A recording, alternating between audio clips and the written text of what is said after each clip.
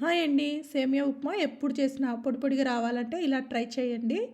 ముందుగా stove on చేసుకొని pan పెట్టేసుకొని 1 గ్లాస్ సేమియా యాడ్ చేసుకుంటున్నాను. యాడ్ చేసుకొని దోరగా లో ఫ్లేమ్‌లో వేయించుకోవాలి. ఇలా కలర్ వచ్చిన తర్వాత ఒక ప్లేట్‌లోకి ట్రాన్స్‌ఫర్ చేసుకోవాలి. మళ్ళీ అదే ప్యాన్‌లోనే 2 టేబుల్ స్పూన్ల ఆయిల్ వేసుకొని ఆయిల్ వేడెక్కిన తర్వాత పోపు దినుసులు అలాగే 2 స్పూన్ల పల్లీలు కూడా వేసుకొని పల్లీలు దోరగా వేగిన తర్వాత ఇందులోకి 2 స్పూన్ల జీడిపప్పులు కూడా వేసుకొని వేయించుకోవాలి.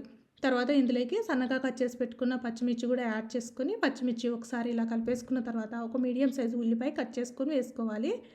ఉల్లిపాయ వేగిన తర్వాత ఇందులోకి సన్నగా కట్ చేసి పెట్టుకున్న క్యారెట్ ముక్కలు అలాగే బంగాళదుంప ముక్కలు కూడా వేసుకొని ఒకసారి వేయించుకొని ఇందులోకి పావు కప్పు పచ్చి బఠానీలు కూడా వేసుకొని మరొక్కసారి కలిపేసుకొని కొంచెం సాల్ట్ వేసుకొని మూత పెట్టి 2 నిమిషాల పాటు మీడియం ఫ్లేమ్లో మగ్గించుకోవాలి. తర్వాత మూత తీసి 1 గ్లాస్కి 1.5 గ్లాస్ వాటర్ యాడ్ చేసుకొని ఇందులోకి కొంచెం కరివేపాకు అలాగే రుచికి తగినంత సాల్ట్ వేసుకొని నీళ్లు మసిలేంత వరకు ఉడికించుకున్న తర్వాత మూత తీసి మనం దోరగా వేయించుకున్న సేమ్యాన్ని వేసుకొని కలిపేసుకొని లో ఫ్లేమ్లో కుక్ చేసుకోవాలి. సేమ్యా ఇలా కొంచెం తడితడిగా ఉన్నప్పుడు ఒకసారి కలిపేసుకొని మళ్ళీ మూత పెట్టి లో ఫ్లేమ్లో 5 నిమిషాల పాటు మగ్గించుకుంటే సేమ్యా ఉప్మా రెడీ.